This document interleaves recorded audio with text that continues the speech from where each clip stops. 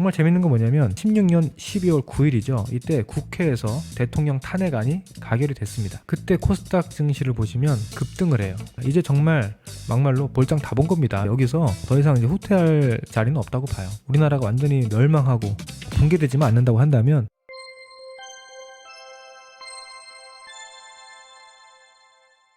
자, 최근 일주일 사이에 또 많은 일들이 있었습니다. 특히 어제 밤부터 오늘까지 초유의 비상 계엄 선포 사태도 있었고요. 지금 대통령 탄핵안이 또 국회에 제출되는 상상도 못했던 그런 일들이 갑자기 막 벌어지고 있는데 주식 투자를 하는 우리 입장에서 어떻게 지금 상황을 봐야 되고 대처를 해야 될지 그리고 과거 사례들 제가 많이 준비했으니까요. 네, 오늘 이 내용 보시면서 조금이라도 참고가 되셨으면 좋겠습니다. 자, 일단은 최근에 시장 보시면 트럼프 대통령이 당선이 되고 나서 우리 시장이 글로벌 증시보다 유난히 또 더 빠지고 계속 그 어려운 흐름을 보였었죠. 네, 그래서 이 부분에 대해서 도대체 왜 이러느냐 이거 뭐 금투세 때문이냐 또 아니면 뭐 상법 개정이 안 돼서 그러느냐 아니면 뭐 때문이냐 이런 여러 가지 이제 얘기들이 있었는데 물론 그런 영향들도 있었겠지만 저는 개인적으로 우리나라의 정치적인 불확실성이 좀 크지 않을까라는 생각을 개인적으로 하고 있었거든요. 근데 이제 이런 얘기들은 사실 정치 얘기는 민감할 수 있기 때문에 어떤 사건이 정확히 터지지 않았는데 대놓고 말씀드리기는 조금 힘들어서 그냥 속으로 생각을 하고 있었어요. 그리고 제가 이거 찾아보니까 11월 6일이더라고요. 제가 이때 그런 말씀을 드리긴 했습니다. 시황 코멘트에서. 다만 2016년 말 그때도 트럼프 당선 직후 우리 시장만 한 1개월 정도 더 고통받다가 돌린 사례가 있는데 그때는 최순실 게이트가 터지면서 초유의 대통령 탄핵 이슈가 터진 시기입니다. 그러고 보니 이번에도 탄핵 이야기가 솔솔 나오는 게 참 공교롭지만 이렇게 제가 썼던 게 한 달 전입니다. 한 달 전. 자, 그런데 야, 정말 저도 설마 했는데 이런 일이 결국에는 터지고 말았고요. 저는 어떻게 보고 있냐면 뭐 이제 오늘은 이런 분석들을 많은 그 분들이 하시더라고요. 뭐 증권사에서도 과거 사례 분석들이 나오고 있는데 저는 지금 이런 얘기들을 좀 오래전부터 했어요. 너무 똑같다, 이상하다. 자, 보시면 지난 2016년도 하반기입니다. 이건 이제 코스닥 지수인데 코스피보다는 코스닥으로 보는 게 조금 더 드라마틱하기 때문에 코스닥을 먼저 보는 겁니다. 이 당시에 시장이 막 하락하는데 아마 이때는 연말 매물 뭐 이런 것도 있었지만 트럼프가 당선될까봐 그걸 걱정하면서 장이 하락했다. 이렇게 보는 게 이제 맞을 것 같고요. 그 다음에 이때 보시면 11월 초죠. 트럼프가 실제 당선이 되면서 급락한 흐름이 있었습니다. 그러면서 이 이후에 글로벌 증시는 대부분 다 상승으로 전환을 했거든요. 트럼프 당선 이후에. 근데 우리나라만 계속 장이 빠지는 거예요. 이때. 뭔가 이상하다. 왜 우리만 더 빠지지? 이런 생각을 했는데 나중에 보니까 결과적으로 최순실 게이트가 터지면서 대통령 탄핵 전국으로 정치가 흘러갔던 거죠. 그러면서 이런 이유가 숨어져 있었구나. 이제 그런 생각을 했는데 정말 재밌는 건 뭐냐면 2016년 12월 9일이죠. 이때 국회에서 대통령 탄핵안이 가결이 됐습니다. 그때 코스닥 증시를 보시면 급등을 해요. 대통령 탄핵이라는 거는 분명 악재인데 왜 증시가 급등을 했느냐? 그 전에 이미 이 탄핵에 대한 불확실성과 우려가 증시 하락에 선반영이 됐던 거죠. 그러니까 악재가 선반영이 되니까 악재 노출로서 반작용이 나오는 거거든요. 그래서 항상 주식시장은 어떤 악재나 불확실성이 있으면 선반영이 되고 그 불확실성이 해소되면 그게 설령 악재라 하더라도 주가가 반전할 수 있는 곳입니다. 그래서 이번에도 저는 그런 식으로 좀 전개되지 않을까 생각을 하는데 자, 아무튼 이렇게 국회에서 탄핵안이 가결이 되고 나서 실제 헌법재판소에서 탄핵안이 인용된 거는 3월 달입니다. 3월 달에 탄핵이 확정이 됐어요. 그리고 5월에 대선이 있었고요. 이 대선에서 문재인 대통령이 당선이 됐죠. 보시면 국회 탄핵안 가결 이후의 장은 뭐 출렁출렁임은 있지만 우상향을 했고요. 새로운 정부가 들어와서는 오히려 대급등을 합니다. 그러니까 이거는 어떤 새로운 정부에 대한 기대감 이런 것도 물론 있겠지만 그 앞에서 하락했던 이 부분에 대한 반작용도 저는 있다고 생각하거든요. 그러니까 지금 이번에도 마찬가지입니다. 이번에도 뭐 앞으로 어떤 일이 벌어질지 아직은 몰라요. 아직은 모르는데 이런 상황들이 또 반복될 수 있기 때문에 과거 사례를 찾아보는 거고요. 자, 이거는 코스피 지수입니다. 방금 코스닥을 봤던 거고 코스피 지수를 보면 비슷합니다. 트럼프 당선이 될 때 트럼프 쇼크로 급락이 있었고 근데 그 이후에 그래도 코스닥보다는 좀 양호합니다. 코스피가 버티고는 있어요. 버티고는 있는데 실제 시장 체감은 굉장히 좋지 않았습니다. 이때도 이제 왜 이렇게 글로벌 증시는 괜찮은데 우리 장은 못 갈까? 그러다가 이게 탄핵 불확실성이라는 거를 나중에 알게 됐고, 국회에서 탄핵안이 가결될 때쯤 되니까 코스피 지수가 급등을 하기 시작해서 이제 여기가 헌법재판소에서 인용이 됐던 시기고, 여기가 그 다음 대선이 있었던 시기입니다. 네, 전체적으로 보시면 이 탄핵 불확실성이 최고조에 있었던 이 지점이 증시의 저점을 형성했다 라는 걸 알 수가 있죠. 오늘 보니까 이제 대놓고 이런 분석이 나오더라고요. 오늘 NH투자증권에서 과거 있었던 2016년, 17년 탄핵 시기에 코스피 추이를 나타냈는데, 방금 말씀드린 대로 탄핵 소추안이 발의될 때가 저점이었고, 국회 본회의에서 표결 통과됐을 때 급반등이 나오기 시작하면서 이제 트럼프 취임은 여기서 한 거죠. 트럼프가 당선된 건 여 앞이었고요. 트럼프가 당선되고 나서 취임을 했고, 그 이후에 헌법재판소에서 탄핵이 인용되고 여기서 차기 대선이 있었던 거죠. 외국인 수급도 보면은 그 전에 정치적 불확실성이 있을 때는 외국인 순매도를 하다가 어느 정도 불확실성이 거치기 시작할 때 외국인은 매수로 전환을 했다. 그러면서 장이 올랐다 라는 거를 알 수가 있습니다.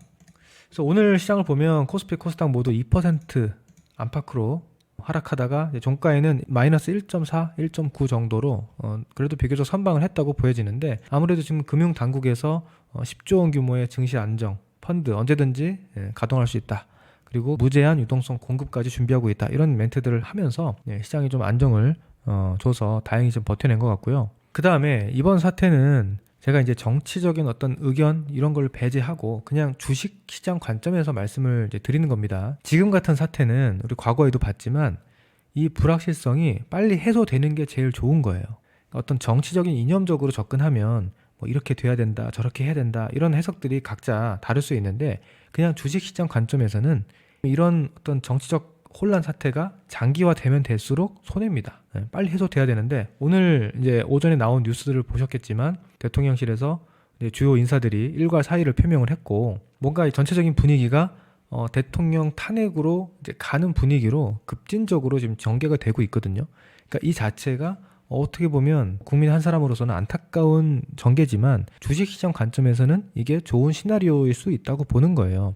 왜? 불확실성이 빨리 해소될 수 있으니까. 그렇기 때문에 저는 오늘 시장이 생각보다 많이 떨어지지 않고 잘 버텨냈다고 봅니다. 만약에 이런 진흙탕 싸움, 정치적 혼돈이 장기화될 거라는 걱정이 컸다면 오늘 증시가 더 많이 빠졌을 수 있어요. 시장이 잘 버텼다라는 거. 그리고 오늘 강세를 보였던 종목들 뭔지 아시죠? 뭐 대표적으로 에이텍, 뭐 코나아이, 이런 종목들 대표적인 이재명 관련 테마주고요.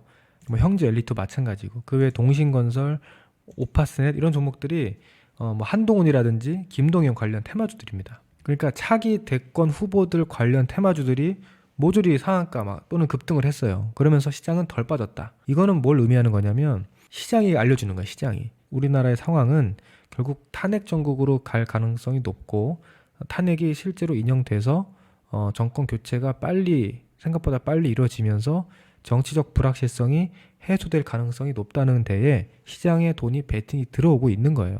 근데 원래 돈의 이런 베팅이 가장 정확한 지표 중에 하나입니다. 그러니까 얼마 전에 있었던 미국 대선에서도 뭐 일부 언론에서는 해리스가 돼야 된다, 해리스가 될 거다, 뭐 이런 얘기들이 있었지만 저는 계속 말씀을 드렸잖아요. 미국의 그 베팅 사이트에서 트럼프가 해리스를 계속 이기고 있었거든요. 그러니까 그거는 정치적 해석이 아니고 실제 돈이 베팅하고 있는 현상이잖아요. 나중에 결과를 보니까 어때요? 결국 돈의 힘이 더 정확하다는 거죠. 그래서 오늘 나온 이 시장의 흐름도, 우리 시장의 흐름도 돈의 힘으로 봐야 된다. 돈의 힘이 뭐냐 봤더니 결과적으로 정권 교체, 차기 대선이 조기 대선으로 치러질 가능성이 높다는 데 시장이 베팅을 하고 있는 것이 아니냐. 자, 그러면 탄핵 절차가 어떻게 되느냐면, 일단 이번 주에 국회에서 탄핵 소추안 발의되고 국회 본회의가 만약에 통과된다면, 물론 아직 요거는 확정할 수가 없습니다. 현재 지금 여당 쪽 이탈표가 나와야 되죠. 네, 이탈표가 나오지 않는다면 탄핵은 부결이 될 거예요. 그래서 이제 이게 앞으로 어떻게 될지가 관건이긴 한데, 지금 현재 뭐 여론의 분위기라든지 이런 걸 봤을 때는 여당 쪽에서 일부 이탈표가 발생해서 탄핵안이 통과될 가능성도 충분히 우리가 열어놔야 되고, 그리고 아까 말씀드린 대로 지금 시장에서 움직이는 이 돈의 배팅을 봤을 때는 그럴 가능성이 높다라는 게 현재 시장의 생각인 것 같아요. 그러니까 이건 제 생각이 아니고 시장의 생각이 그렇다라는 제 나름대로의 분석인 겁니다. 자, 그런 식으로 만약에 조만간에 국회에서 탄핵안이 통과가 된다면 일단 대통령 직무 정지에 들어갑니다. 그리고 국무총리 직무 대행이 시작이 되고요. 그로부터 최장 180일 안에 헌법재판소에서 이 탄핵안에 대한 심판이 있게 되는데요. 지금 이론상으로는 180일인데 이게 너무 길잖아요. 180일 동안 어떤 정치적인 혼란 상태가 이어진다는 것은 국가적 손실이기 때문에 이거보다는 좀 빨리 심판이 될 수가 있는데 과거 두 가지 사례가 있습니다. 첫 번째로 노무현 대통령 때 탄핵안이 있었고 그다음 박근혜 대통령 때 탄핵이 있었는데요. 노무현 대통령 때는 결과적으로 기각이 됐습니다. 탄핵이 인용되지 않았는데 이때 심판까지 얼마나 걸렸냐면 2개월이 걸렸습니다. 대략 2개월이 걸렸고 박근혜 대통령은 결과적으로 탄핵이 됐죠. 탄핵이 됐는데 그때는 심판까지 3개월이라는 시간이 걸렸습니다. 그러니까 최장 법적으로는 180일이라는 기한이 있지만 과거 사례상 2개월이나 3개월 내에 결과가 나왔다는 거예요. 그리고 나서 만약에 탄핵이 인용이 되면 탄핵이 확정이 되고 차기 대통령 선거가 60일 이내에 치러져야 됩니다. 근데 이 대통령 선거는 뭐 빨리 하긴 힘들죠. 어느 정도 선거를 준비해야 되고 또 이제 각 후보마다 선거 활동도 해야 되기 때문에 아마 이거는 60일, 2달 정도를 충분히 채워서 진행을 할 가능성이 높아요. 자, 그러면 국회에서 탄핵안이 통과된 이후에 짧으면 2개월에서 60일, 이것도 2개월이죠. 그러니까 2개월 플러스 2개월, 4개월 또는 길면은 5개월 정도, 3개월에서 2개월을 더했을 때 5개월. 그래서 앞으로 빠르면 4개월, 늦어도 5개월 안에 차기 대선이 진행될 가능성이 높다라는 분석이 가능한 겁니다. 자, 그래서 오늘 그 오전에 나왔던 뉴스 중에 이런 분석을 한 내용이 이미 있습니다. 보시면 뭐 영국의 독립 리서치 회사의 한 이코노미스트가 이렇게 분석을 했다고 블룸버그 통신이 보도를 했는데 윤 대통령의 탄핵으로 내년 2분기에 대통령 선거가 치러지고 야당인 더불어민주당 후보가 당선될 가능성이 높다는 관측. 자, 얘기 나왔죠? 왜 2분기가 나왔느냐? 지금 12월이잖아요.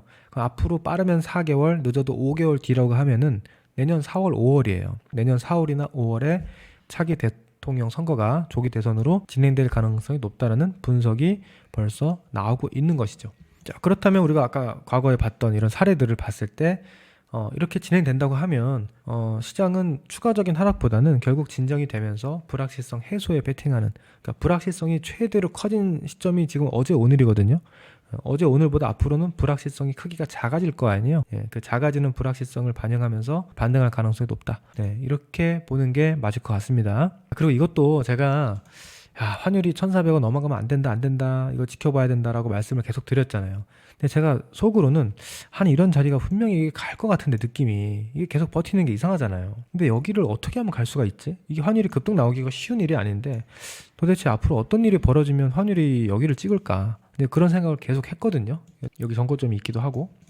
그랬더니 글쎄 어제 그 비상 계엄 선포되면서 환율이 바로 여기를 고점으로 찍고 내려왔습니다. 그래서 정말 기가 막히게도 이 환율도 상승 목표치를 일단 채웠어요. 앞으로 여기가 더 돌파될 가능성도 완전히 배제할 수는 없지만 일단 지금 돌아가는 상황 봐서는 환율도 피크가 나온 것 같아요. 나온 것 같은데 어떻게 된 게 기가 막히게 누가 마치 설계를 해놓은 것처럼 이런 자리를 찍고 밀렸다. 확인했다 라는 게 일단 좀 재밌는 것 같습니다. 신기하기도 하고. 자, 그리고 지금 코스피 PBR 차트 0.8대에 놀고 있고요. 코스닥도 과거에 역사적인 저점 PBR 저점 밴드에 있는 상황이고요.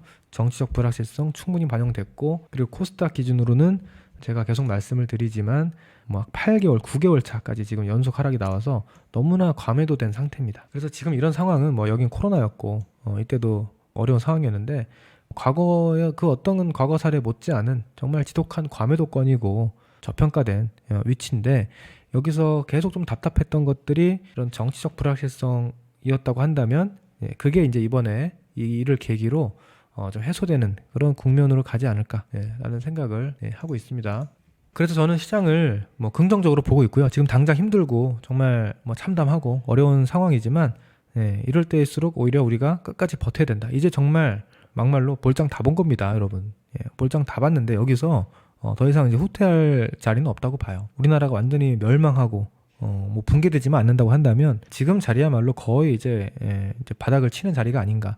저는 또 이런 생각도 하고 있습니다. 자, 이것도 제가 지난번에 보여드렸던 분석 자료인데 미증시가 지금 굉장히 잘 가고 있잖아요. 미국 계속 신고가 랠리를 가고 있는데 미국이 앞으로 1월, 2월에 한번 출렁일 가능성이 높아요. 아무리 미국장이 좋아도 계속 갈 수는 없거든요. 계속 가는 장은 없습니다. 분명히 출렁이고 조정이 필요해요. 근데 그 조정이 나올 수 있는 타이밍이 언제냐면 내년 1월에 트럼프가 취임할 때, 지금 트럼프 기대감으로 올라가다가 트럼프 취임이 되면 재료 노출로 차익 실험 매물이 나오면서 흔들릴 수가 있습니다. 과거에 바이든이 취임할 때도 취임 전으로 고점이 찍히고 증시가 출렁였던 그런 경험을 했잖아요. 자, 그럼 이번에도 지금 S&P 500 지수인데 지금 계속 신고가로 가고 있는 거는 이제 트럼프 기대감이라고 보면 됩니다. 트럼프 기대감이 계속 반영되다가 내년 1월부터는 차익 실현이 나올 수 있다. 자, 그때 우리가 걱정해야 되는 게 뭐냐면 원래는 미국이 흔들리면 우리도 빠질 수 있는 걸 걱정을 해야 되잖아요. 근데 지금 판이 이렇게 돌아가면 저는 그런 생각을 합니다. 미국이 설령 내년 1월, 2월 달에 흔들린다 하더라도 우리는 지금 아주 좀 특이한 상황을 맞이하는 거거든요. 우리 시장만큼은.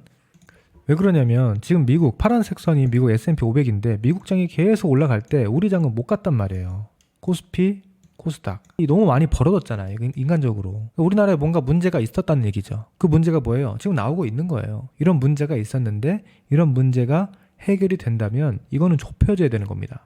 이건 좁혀져야 되는 거예요. 그러니까 미국이 설령 흔들리다 하더라도 우리는 덜 빠진다거나 오히려 올라가야 되는 거예요. 이제 이 흐름이 앞으로 나오는 그런 탄핵 정국에서는 우리나라만의 독자적인 어떤 그 이슈, 모멘텀이 작동을 하면서 미국이 설령 흔들린다 하더라도 우리는 정치적인 불확실성 해소라는 이런 기대감을 안고 장이 돌아설 가능성도 있는 거다. 아시겠죠?